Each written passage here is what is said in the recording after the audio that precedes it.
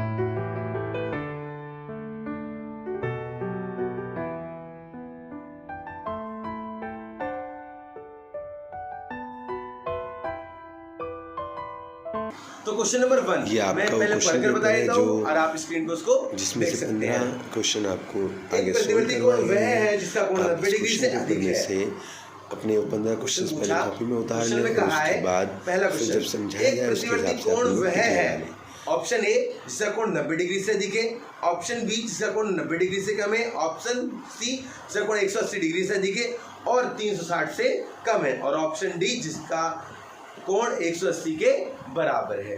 अब इसमें इंग्लिश में a reflex angle is more than 90 degree, less than 90 degree, और C option more than 180 degree and less than 360 degree, option D equal to 180 degree. तो question पढ़ के मालूम होता है कि प्रतिवर्ती कोण वह कोण हुआ करता है जिसका मान हमेशा, मैं लिख देता हूं, प्रतिवर्ती कोण रिफ्लेक्स एंगल, उस कोण को कहते हैं जिसका मान 180 डिग्री से तो ज्यादा होगा, 180 डिग्री से ज्यादा प्रतिवर्ती, और लेकिन 360 से कम होगा, उस एंगल को प्रतिवर्ती कोण कहा जाता है। इस चैप्टर के रिलेटेड मैंने और वीडियोस बनाई हुई हैं, आप चैनल पे जाकर उन वीडियोस को देख सकते हैं। इसमें कोण के बारे में पूरा डिटेल से अच्छी तरीके से समझाया गया है। क्वेश्चन नंबर 2, एक त्रिभुज की भुजाओं का अनुपात 2:1:3 है। क्वेश्चन नंबर 2,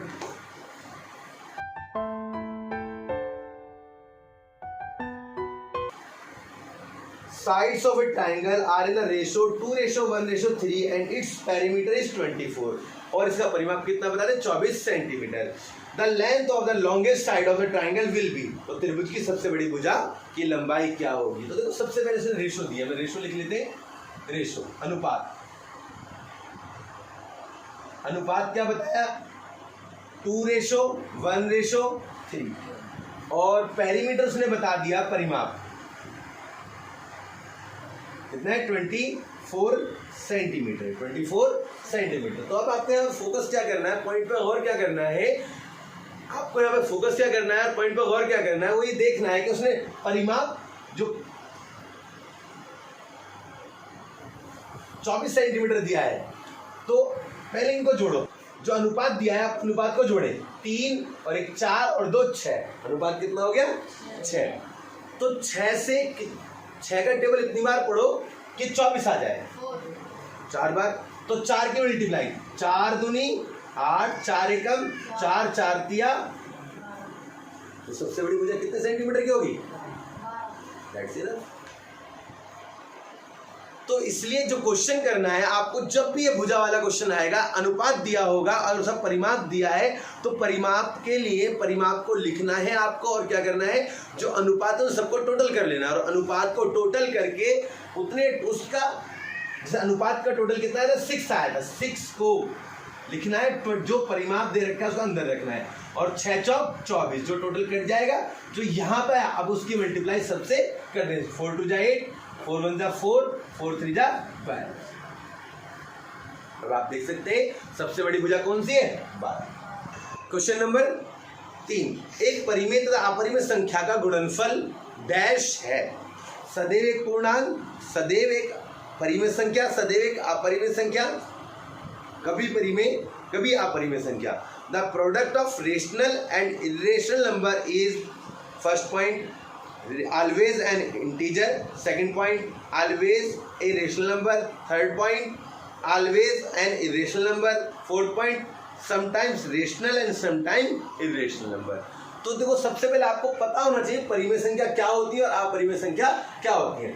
परिमेय संख्या को मान लो मैं 0 1 2 3 या 1/2 इस तरीके से हम लिख सकते हैं। 0 है वो भी एक परिमेय, क्यों 1 लगा सकते हैं। तो अब एक क्वेश्चन लिख लेते हैं यहाँ पे, मान लो 0 की मल्टीप्लाई ये तो परिमेय है और √2 ये अपरिमेय, तो क्या आएगा 0, तो 0 एक परिमेय संख्या हो गई। दूसरा, अगर आप 1 की मल्टीप्लाई √2 से करते हैं तो क्या होगा √2, ये का अपरिमेय संख्या होगी। तो मतलब मालूम हुआ कभी परिमेय होगी और कभी अपरिमेय। आप ये नहीं कह सकते कि परिमेय नहीं होगी या अपरिमेय, वो कभी परिमेय हो सकती है और कभी अपरिमेय हो सकती है। तो 0 वाले केस में तो जरूर। ओके, क्वेश्चन नंबर 3 के बाद क्वेश्चन नंबर 4, अगर दो पूरक कोणों का अनुपात 10:8 है। कितना है दो पूरक कोणों का अनुपात? 10:8 है। मैं यहां लिख लेता हूं पूरक कोण, पूरक कोण और उसका अनुपात इंग्लिश में सब, कॉम्प्लीमेंट्री एंगल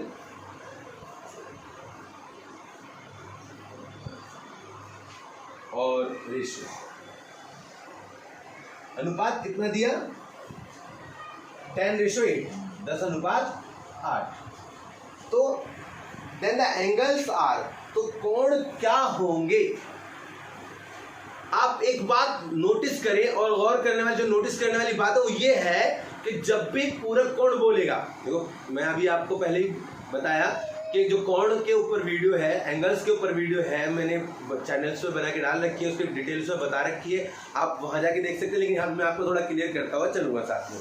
जैसे इसने बोला कि पूरक कोण वो कोण होता है जिसमें दो एंगल्स का सम कितना होता है? 90 डिग्री होता है। कितना डिग्री होता है? 90। तो जैसे अभी लास्ट क्वेश्चन हमने किया था उसमें रेशियो दे रखे थे और उससे परिमाप को हमने डिवाइड करके निकाल लिया था। इसी तरीके से आप यहाँ करने वाले हैं। 10 और 8 कितना होगा? 18।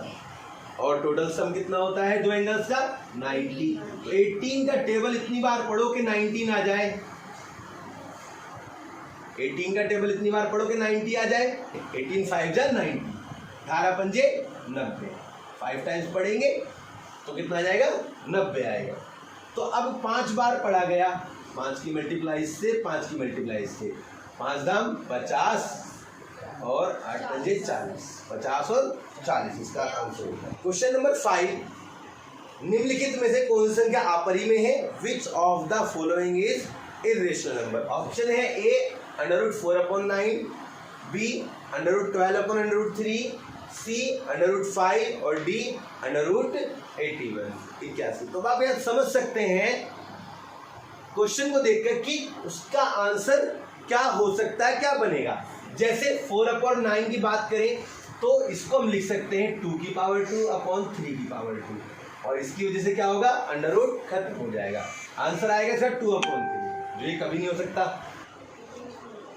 सेकंड पॉइंट, अंडर के अंदर हम इसे चाहे वो 2 पार्ट्स में अंडर दे रखा हो या पूरा एक अंडर बना ले, बात सेम होगी। तो 3 4 जा 12, कितना है? 4।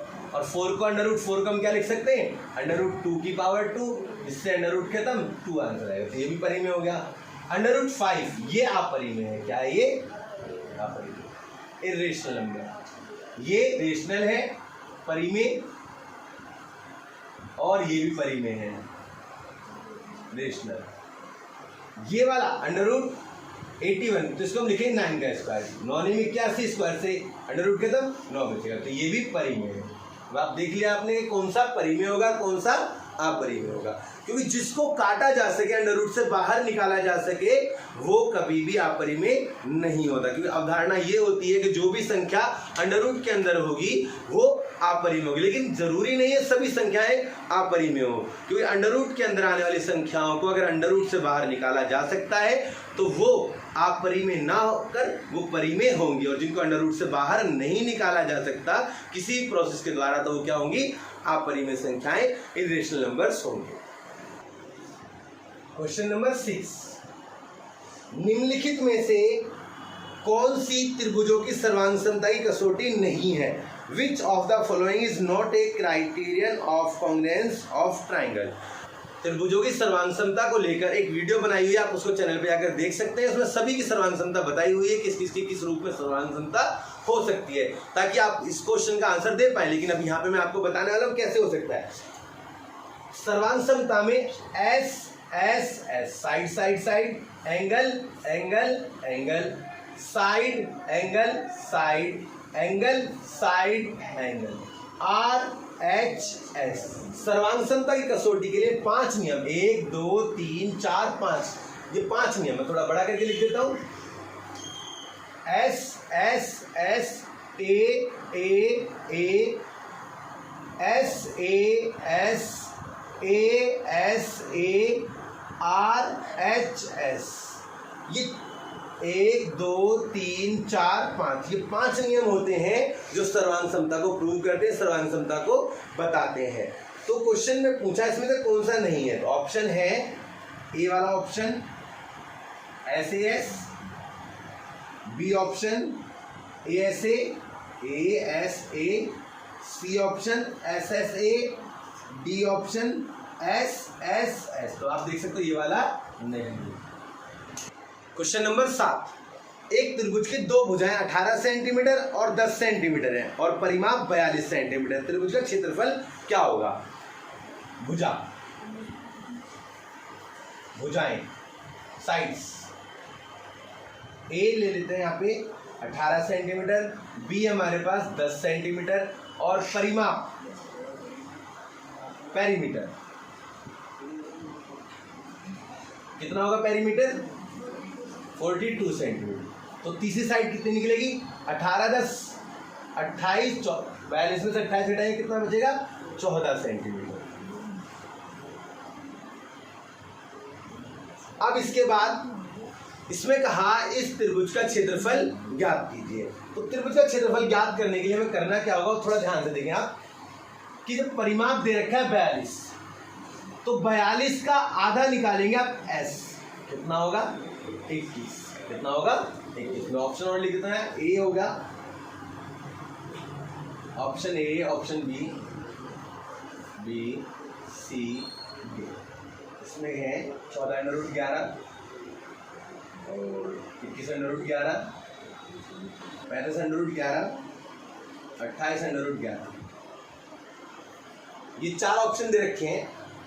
अब हमारे पास एस तो 21 में मिल गया। अब अगर हम एरिया निकालते हैं तो फॉर्मूला होता है Heron's formula, S S minus A, S minus B, S minus C. तो इसके लिए आपको करना क्या है, आप इन 21 में से 18 घटाएं, कितना आएगा बताइए? 3। 21 में से 10 घटाएंगे कितना बचेगा? 11। 21 में 14 घटाएंगे 7।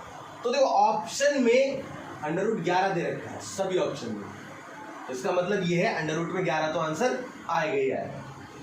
अब कौन सी डिजिट √ से बाहर आएंगी? तो देखो एक मान ये हमने मान लिया एस माइनस बी वाला केस, तो ये अंदर रह गया। अब क्या बचा? S, S minus A, S minus C. S में कितना है? 21, और एस माइनस ए और एस माइनस सी कितना है? 3 × 7, 7 × 21। तो 21 कितनी बार हो जाएगा? 2 बार। √ में 21 कितनी बार होगा? 30 × 21 आ जाएगा बाहर √11। ऑप्शन क्या होगा इसका? बी। अब नेक्स्ट क्वेश्चन की तरफ चलते हैं। क्वेश्चन नंबर 8, त्रिभुजों ए बी सी और पी क्यू आर में ए बी बराबर ए सी, मतलब दो त्रिभुज, त्रिभुज ए बी सी और त्रिभुज पी क्यू आर। इसमें क्या क्या बताया? ए बी बराबर ए सी, एंगल सी बराबर एंगल पी और एंगल बी बराबर एंगल क्यू। Question number 8। इस क्वेश्चन के अंदर दो ट्राइंगल एबीसी और पी क्यू आर, हमने उसका डायग्राम बना लिया, एबीसी पी क्यू आर। इसने कहा ए बी बराबर ए सी, मतलब ये दोनों साइड्स है इक्वल है। तो इसका मतलब हुआ जब दो भुजाएं बराबर होती हैं तो समद्विबाहु त्रिभुज आइसोसेलेस ट्रायंगल्स के अंदर हमेशा, आइसोसेलेस ट्रायंगल जो होगा उसके अंदर हमेशा दो भुजाएं बराबर होंगी तो उसके अपोजिट साइड्स के जो एंगल्स होंगे वो ऑलवेज इक्वल होंगे। मतलब ये वाला एंगल इस वाले एंगल के इक्वल होगा अगर ये दोनों साइड बराबर है। दूसरी चीज यहाँ पे फिर बोला एंगल C बराबर एंगल P, एंगल C किसके बराबर है? एंगल P के। एंगल B बराबर एंगल Q, एंगल B किसके बराबर है? एंगल Q के बराबर है। तो एक बात और हमें यहाँ समझ में आई कि जब हमें ऐसा ट्राइंगल ABC के सामने कैसा ट्राइंगल दे देते दो एंगल बराबर है, क्यों? ये वाला एंगल इसके बराबर और ये वाला एंगल इसके बराबर, और इस डायग्राम से हमें क्या पता चला कि ये जो एंगल की वैल्यू है इन दोनों की वो एक दूसरे के इक्वल है। जब इन दो एंगल्स की वैल्यू इक्वल है तो इसका मतलब इन दोनों एंगल्स की वैल्यू इक्वल होगी। अब जब दो कोण का मान एक ही ट्राइंगल में इक्वल होता है, बराबर होता है, तो उसके अपोजिट साइड्स हमेशा बराबर होती हैं। समद्विबाहु त्रिभुज का यही रूल है, यही प्रॉपर्टी, मतलब इसके अपोजिट साइड्स ये हमेशा इक्वल होंगी। तो इसका मतलब ये दोनों ट्राइंगल एक दूसरे के सर्वांगसम भी हैं, कॉन्ग्रुएंट भी हैं और समद्विबाहु भी हैं। मतलब ये दोनों ट्राइंगल ऐसे हैं जिनको हम कहते हैं कॉन्ग्रुएंट भी हैं और आइसोसेलेस ट्राइंगल भी है। Question number 9। क्वेश्चन नंबर 9 में कहा 0.35 पे बार का PQ रूप जहां P और Q पूर्णांक है वह Q इज इक्वल नॉट 0 है। The P upon Q where P and Q are integers and Q is equal not 0 form of 0.35 पे बार इज। मतलब इसने क्वेश्चन में पूछा है कि 0.35 पे बार को हम क्या लिख सकते हैं, वही P अपॉन Q के रूप में। तो इसके लिए मैं अपनी क्लास में पहले भी समझा चुका हूँ और अब फिर बताने वाला हूँ कि इसके अंदर जितनी संख्या पॉइंट के बाद अगर सारी संख्याओं पे बार है तो जितनी संख्याओं पे बार है आप डिजिट को यूं कहीं लिखो, दोनों के दोनों ऊपर बार है, आपने दोनों डिजिट यूं कहीं लिख देनी है। उसके बाद 1 2 दो डिजिट्स हैं जिन पे बार है तो 2 बार 9 लगा देंगे इसका आंसर। तो आंसर आएगा 35/99, 35/99। Question number 10।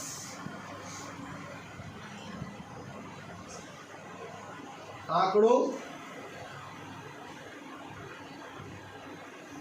29, 81, 21, 22, 16, 6, 17, 15, 12, 30, 32, 8, 91, 8, 11, 20 का परिसर है।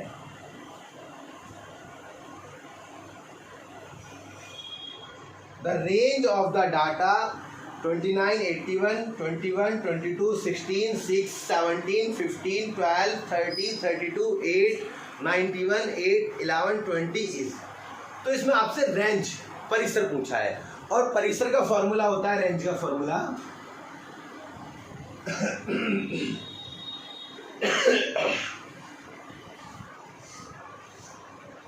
परिसर, रेंज या परिसर का फॉर्मूला होता है जो सबसे बड़ी संख्या है, इसमें सबसे बड़ी डिजिट कौन सी है? 91 और सबसे छोटी 6। कितना आंसर आएगा? कितना? 85। अब आप चेक कर सकते हैं, 4 ऑप्शन दिए हैं, ए है 10, बी है 75, सी 85, डी 26। तो आंसर क्या आएगा? सी 85। ओके। Question number 11। एक रेखा का समीकरण जो एक्स अक्ष से ऊपर की ओर 5 इकाई की दूरी पर है। Equation of A line which is 5 unit distance above the x axis is. मतलब इसमें एक्स की कोई वैल्यू नहीं है, सिर्फ और सिर्फ वाई की वैल्यू। वाई में कितना बोला उसने? 5 यूनिट ऊपर, मतलब वाई की वैल्यू कितनी है? 5। वाई बराबर कितना होगा? 5। 5 को उठा के जब इधर लाएंगे y माइनस 5 बराबर 0। तो कौन सा आंसर होगा इसका? सी। क्वेश्चन नंबर 12 x बराबर 3 और y बराबर -2। तो यहां लिख लेता हूं मैं x बराबर 3 y बराबर -2 और समीकरण दे दिया मैं इक्वेशन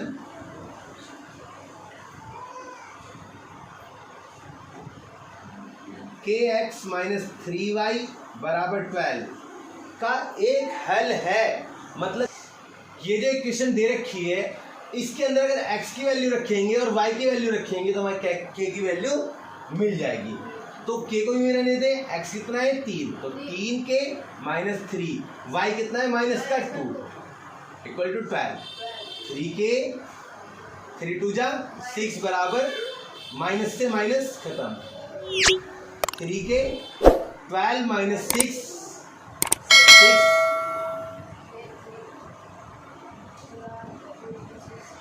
k बराबर 2। की वैल्यू कितनी आएगी? ऑप्शन दे रखे हैं a बराबर 0, b बराबर 2, c बराबर 12 और d बराबर 3। तो देख सकते हैं answer option B. Question number 13 में कहा बारंबारता बंटन के वर्ग चिन्ह इस प्रकार दिए हैं। The class marks of a frequency distribution as given as follows. 15 20 25 वर्ग चिन्ह 15 के संगत वर्ग हैं। तो पहले मैं आपको समझा दूं क्लास मार्क्स क्या होता है, क्लास मार्क्स और वर्ग चिन्ह क्या होता है ये समझा देता हूं।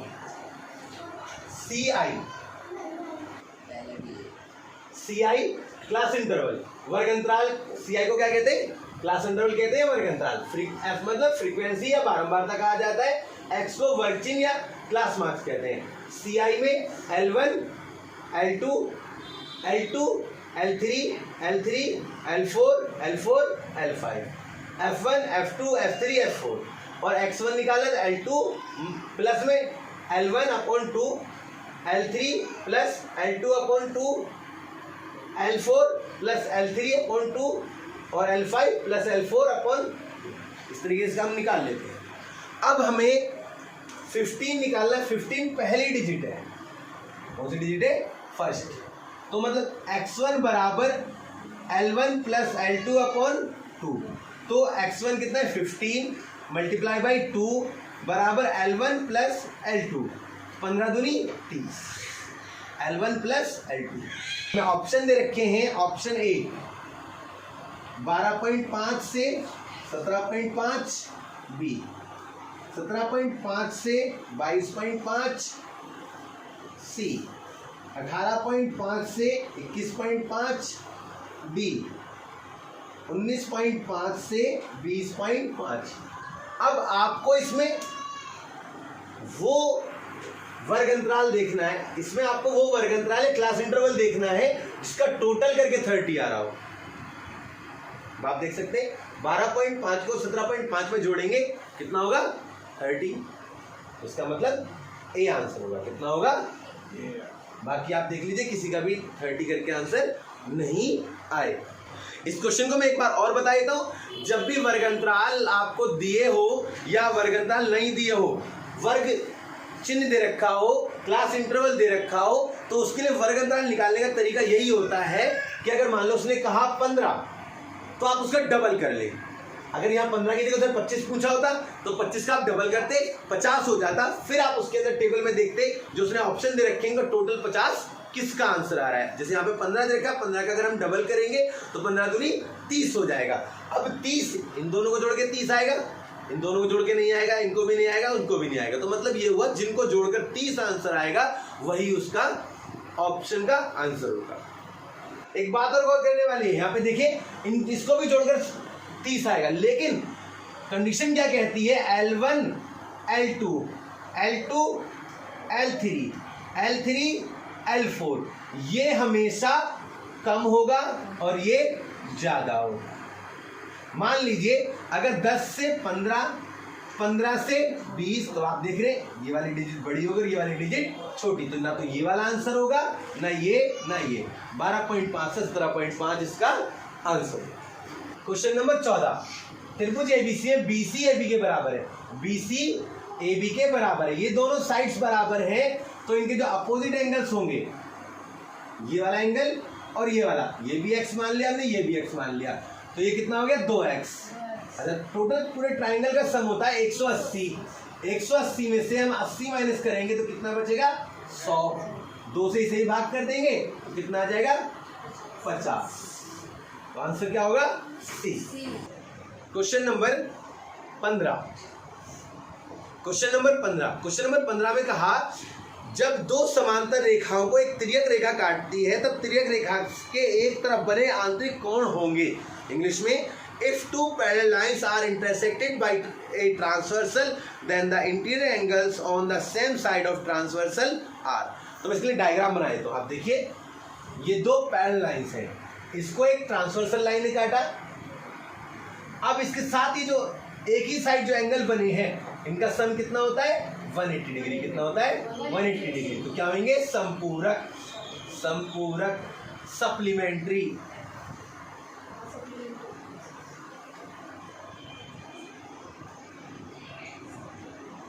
संपूरक कोण सप्लीमेंट्री एंगल। अब क्वेश्चन में ऑप्शन में दिए थे ए इक्वल, बी एडजेसेंट, सी सप्लीमेंट्री, डी कंप्लीमेंट्री, और हिंदी में बराबर है। बी वाले ऑप्शन में आसन कोण, सी में पूरक कोण और डी में संपूरक कोण। तो हमें पता क्या चला संपूरक कोण बी, इसके अंदर ऑप्शन है डी हिंदी वाले में और इंग्लिश वाले में है सी, दोनों में ऑप्शन अलग अलग है। इस तरीके से आपके आज 15 क्वेश्चन सोल्व करवाए, कल इसके आगे हम नेक्स्ट क्वेश्चन सोल्व करेंगे। जितने भी इस क्वेश्चन पेपर के लगातार क्वेश्चनों को सीखने के लिए बने रहिए चैनल पे, और रोज नई वीडियोस देखने के लिए सब्सक्राइब कीजिए और बेल आइकन को ऑल पर क्लिक कीजिए, सबसे पहले हमारी वीडियो आपके पास पहुंचेगी। वीडियो को लाइक कीजिए और ज़्यादा से ज़्यादा लोगों को शेयर कीजिए। Thank you.